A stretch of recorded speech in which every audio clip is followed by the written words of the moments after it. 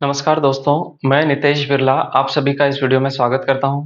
दोस्तों, आज हम डिस्कस करेंगे जेईई मेंस 2024 के 1 फरवरी इवनिंग शिफ्ट में आए हुए क्वेश्चन को, जो कि हमारे फिजिक्स के topic mechanical properties of solid से है। बड़ा ही आसान सा क्वेश्चन है।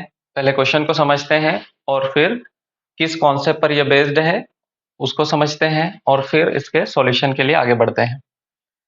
क्वेश्चन लिखा है, one end of a metal wire is fixed to a ceiling and a load of 2 kg hangs from the other end.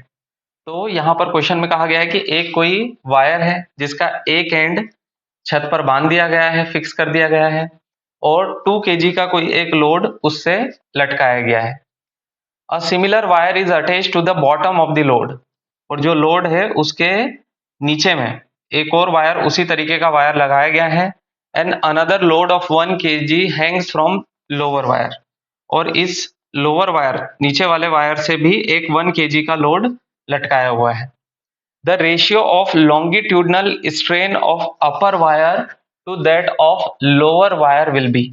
तो पहले वाले ऊपर वाले वायर में कितना लॉन्गिट्यूडनल स्ट्रेन डेवलप होगा उसके रेशियो को निकालना है। उसको निकालना है किसके कंपैरिजन में? जो नीचे वाला वायर है उसमें कितना लॉन्गिट्यूडनल स्ट्रेन होगा। तो ऊपर वाले के स्ट्रेन लॉन्गिट्यूडनल स्ट्रेन और नीचे वाले के लॉन्गिट्यूडनल स्ट्रेन का रेशियो हमें पता करना है। क्वेश्चन में हमें साथ में एरिया ऑफ क्रॉस सेक्शन भी दिया हुआ है जो कि 0.05 सेंटीमीटर स्क्वायर है। यंग्स मॉड्यूलस का वैल्यू दिया हुआ है और ग्रेविटेशनल एक्सेलरेशन का वैल्यू दिया हुआ है। तो देखिए, अगर कॉन्सेप्चुअल अंडरस्टैंडिंग से चले तो हमें कभी कभी हो सकता है कि ये सारा जो डेटा दिया हुआ है इसकी वैल्यू रखने की भी आवश्यकता ना पड़े। अब इस टॉपिक में हम एक सिंपल सा रिलेशन पढ़ते हैं कि लॉन्गिट्यूडनल जो स्ट्रेन है वो डायरेक्टली प्रोपोर्शनल होता है कितना स्ट्रेस लग रहा है वायर पर उसके। तो एक सिंपल सा रिलेशन हम पढ़ते हैं इसमें, stress is directly proportional to strain. Strain का मतलब क्या होता है कि change in length upon original length. तो चेंज इन लेंथ को हम डेल्टा एल से रिप्रेजेंट कर सकते हैं और ओरिजिनल लेंथ को एल से रिप्रेजेंट कर सकते हैं। ये डायरेक्टली प्रोपोर्शनल रहता है स्ट्रेस। जो स्ट्रेस होता है वो होता है फोर्स पर यूनिट एरिया। तो जो भी फोर्स अप्लाई होगा और अपॉन में एरिया ऑफ क्रॉस सेक्शन।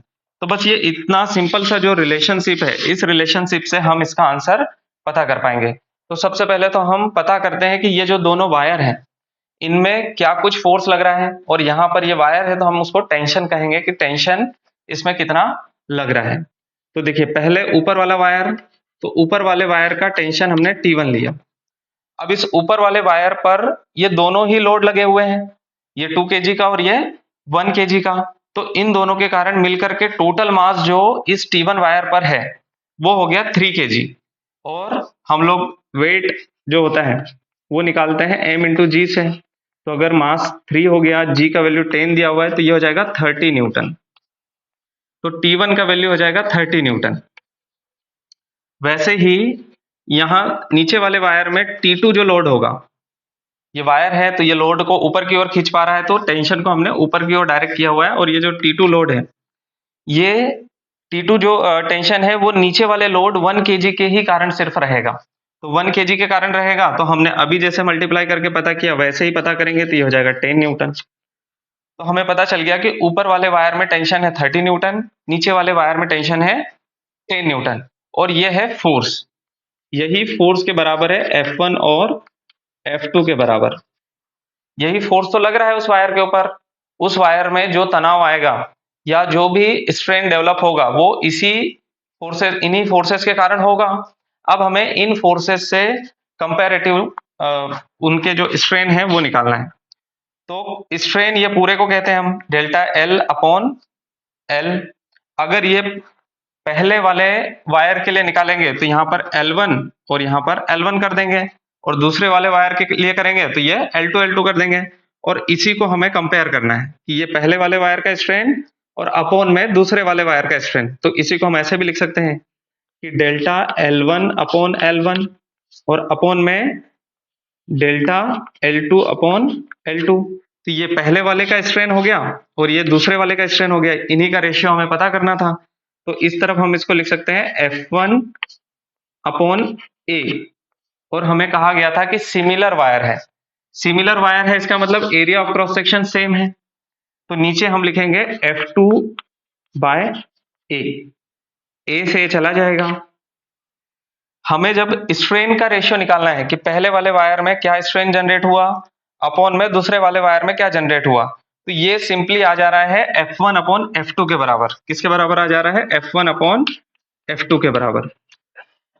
तो अभी हमने पता किया था F1 है 30, F1 अपॉन F2 हो जाएगा 30 बाय 10, तो ये हो जाएगा सिंपली 3 के बराबर, और 3 हो जाएगा हमारा आंसर जो कि हमें पता करना था। तो हमें न यहाँ पर यंग्स मॉड्यूलस की आवश्यकता लगी, न एरिया ऑफ क्रॉस सेक्शन की आवश्यकता लगी, वैल्यूज गिवन थी। अगर इन वैल्यूज को पुट करने जाते तो अननेसेसरीली हम इसको थोड़ा सा बढ़ाते चले जाते हैं। यहीं पर जैसे यहाँ पर लिखा है stress is directly proportional to strain, इसी को जब हम इक्वालिटी की ओर लेकर के जाते हैं तो यहाँ पर हमें यंग्स मॉड्यूलस इनटू स्ट्रेन इस प्रकार से फिर उसको यूज करना पड़ता, और हमें सिर्फ रेशियो पता करना था। तो रेशियो पता करने के दौरान कुछ चीजें ऑटोमेटिकली कैंसिल हो जाती हैं।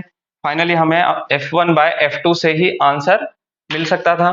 तो बहुत ही आसान क्वेश्चन था, बस कॉन्सेप्चुअल अंडरस्टैंडिंग आपको याद रखना था कि stress is directly proportional to strain होता है, और इस तरह के जब लोड वायर से लटके हुए रहते हैं तो नीचे वाले वायर के कारण सिर्फ इस वायर पर लोड पड़ रहा है तो इस वायर में उसके कारण टेंशन जनरेट होगा, ऊपर वाले वायर में दोनों ही लोड के कारण टेंशन होगा तो इसका वैल्यू ज्यादा है। तो ऐसे ही बेसिक सी अंडरस्टैंडिंग पर बेस्ड ये क्वेश्चन था, जेई 2024 में आया हुआ है। ऐसे ही और भी क्वेश्चंस को देखने के लिए हमारे चैनल को जरूर सब्सक्राइब करिए। वीडियो को देखने के लिए बहुत बहुत धन्यवाद।